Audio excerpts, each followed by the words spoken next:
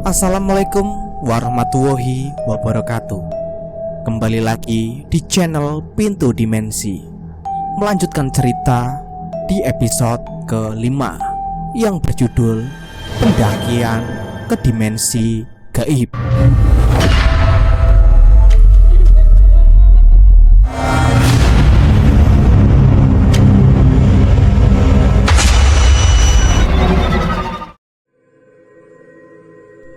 Namun, setelah kami masuk ke dalam gubuk sang kakek, ajaibnya bahwa bau anyir itu pun seketika hilang. Hah? Sekarang baunya udah hilang? Syukurlah. Kami kemudian memilih diam di kursi panjang yang ada di dalam gubuk sang kakek, sembari menunggu sang kakek keluar dari dapurnya. Sebenarnya apa yang kakek itu buat? Sebab ia tidak kunjung keluar dari dapurnya tersebut. Apa mungkin ia kerepotan? Sebab usianya yang sudah tidak lagi muda. Aku lantas berinisiatif pergi membantu sang kakek. Namun baru saja aku berdiri, kakek itu sudah keluar dari dapurnya. Alhasil, aku kembali duduk di tempatku. Sang kakek keluar dengan banyaknya makanan yang dibawanya menggunakan penampan. Jalannya begitu pelan dan terlihat sangat hati-hati. Wajar saja, di usianya yang sudah mulai renta, tangan dan kakinya mudah gemetaran.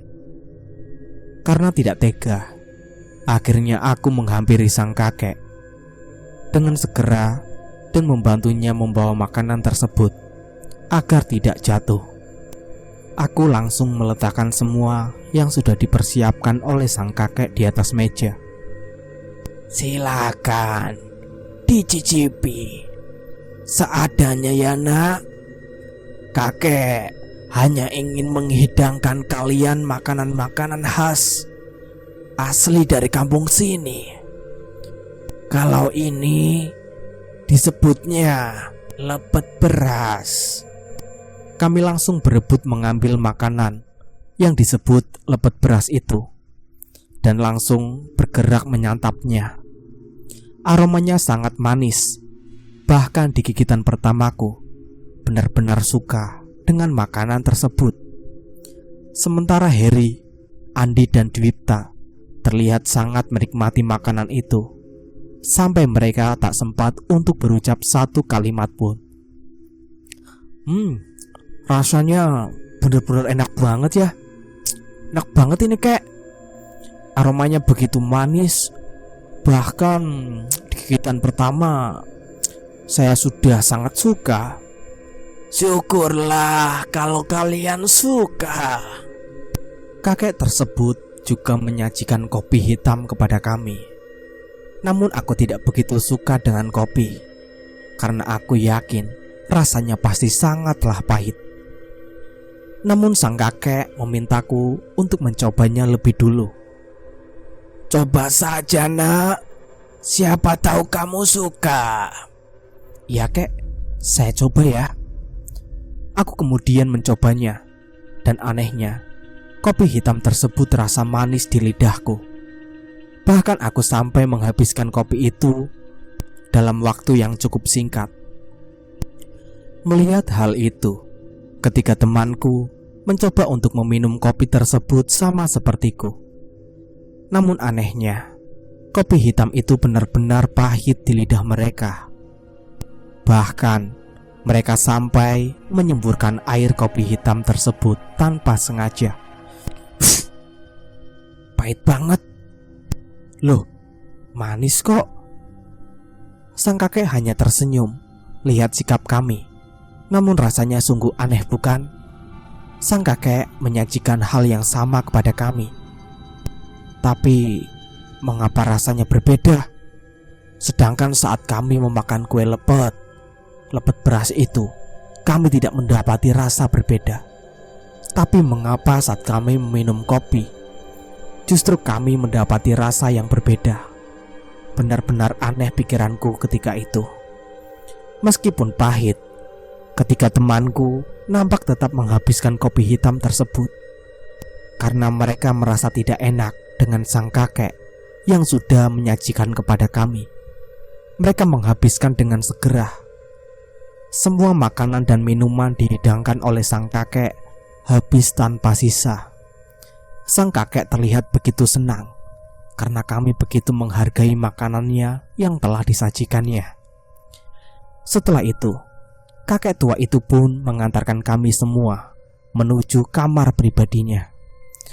Beliau sangatlah baik karena beliau tidak segan untuk memberikan kamar pribadinya kepada kami. Sementara ia memilih untuk tidur di kursi panjang di dalam rumahnya.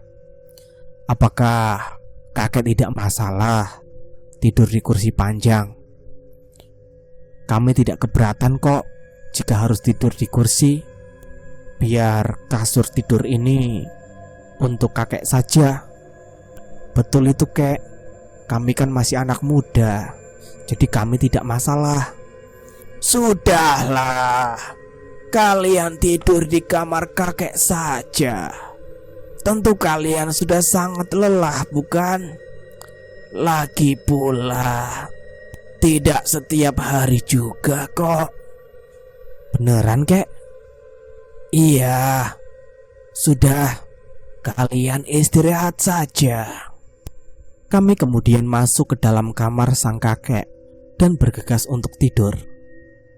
Aku yang perempuan tidur di ranjang, sementara ketiga teman lelakiku tidur di atas karpet yang sudah digelar sang kakek di atas lantai tanah. Kami benar-benar sangat merasa beruntung karena berjumpa dengan orang baik seperti kakek ini. Jika kami tidak bertemu dengan beliau, tentu kami sudah tidur di dalam tenda yang tentu sangatlah dingin. Kami tidak akan melupakan jasa sang kakek yang sudah baik terhadap kami, para anak muda yang baru pertama kalinya ditemuinya. Karena kami semua sudah benar-benar kelelahan, akhirnya kami memutuskan pergi tidur tanpa ada perbincangan lain. Satu persatu dari kami mulai memejamkan mata di gubuk kakek tua yang kami temui di kampung sana. Dan sampai detik itu, kami benar-benar belum menyadari jika kami sedang berada di kampung siluman. Sebab semua orang yang kami temui di sana tidak ada yang berbuat jahat sedikit pun kepada kami. Bahkan tidak ada satupun warga yang berpenampilan menyeramkan di kampung itu. Dalam lelapku, mimpi malam pun menghampiriku.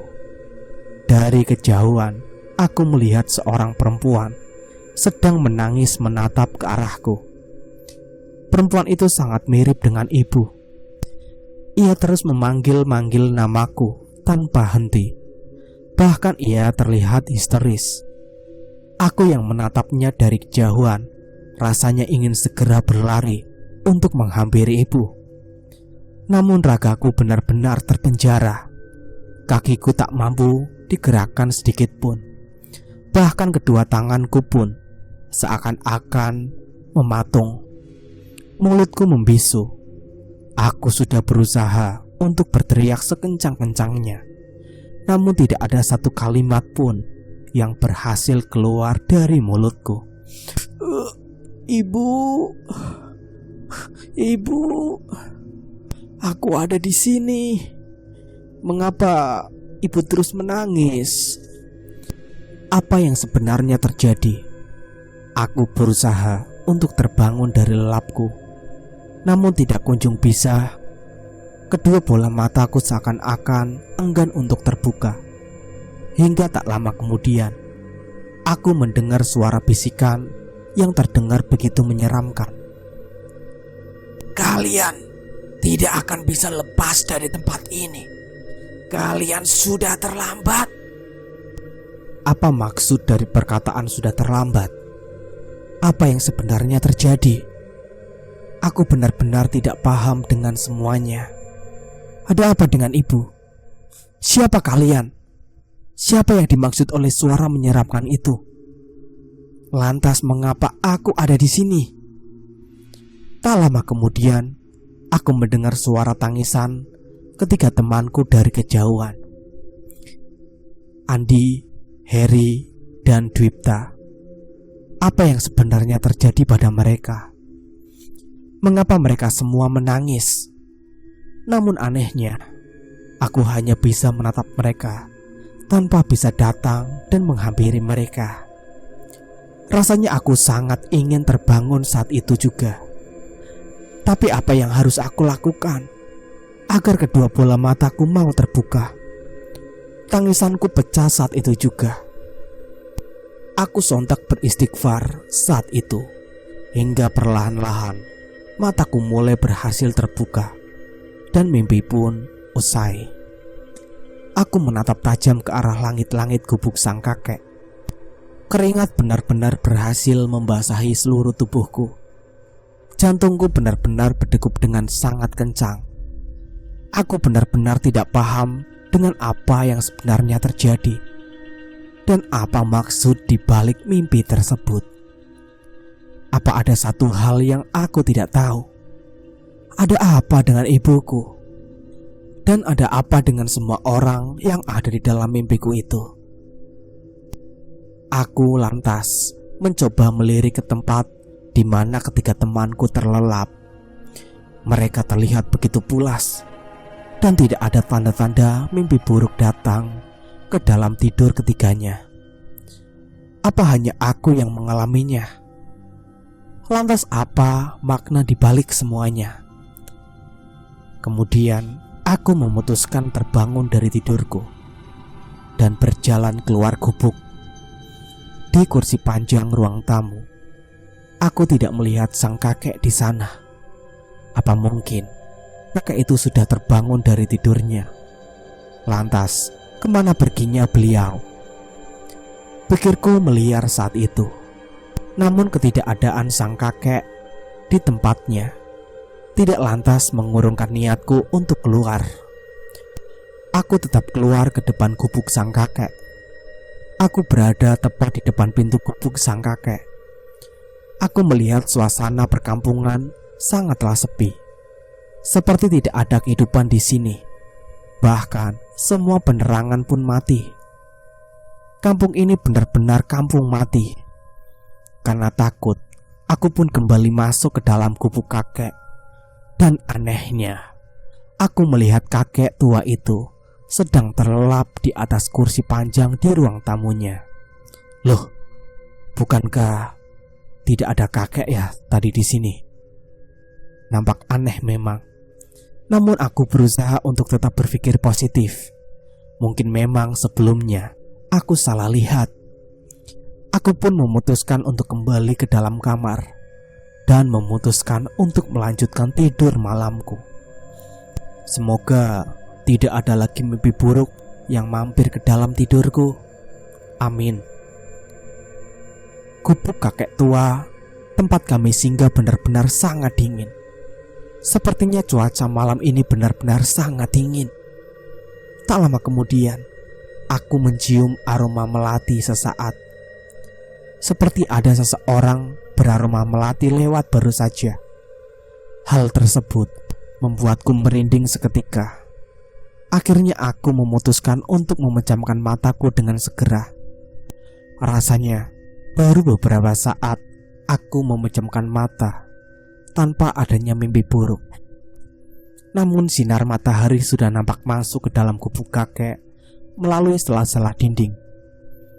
Hingga hal tersebut membuat semua teman-temanku terbangun. Aku masih benar-benar mengantuk. Rasanya aku tidak ingin bangun. Guys, boleh nggak kalau aku tetap tidur? Sontak, ucapanku tersebut membuat ketiga temanku menatap ke arahku dengan tatapan keheranan. Ketika temanku menyebut bahwa aku sudah tidur sangat lama, sehingga tidak mungkin rasa kantuk masih menderaku. Ketiganya tak tahu jika sebelumnya aku terbangun karena mimpi buruk. Karena memang tidak ada satupun yang melihatku terbangun.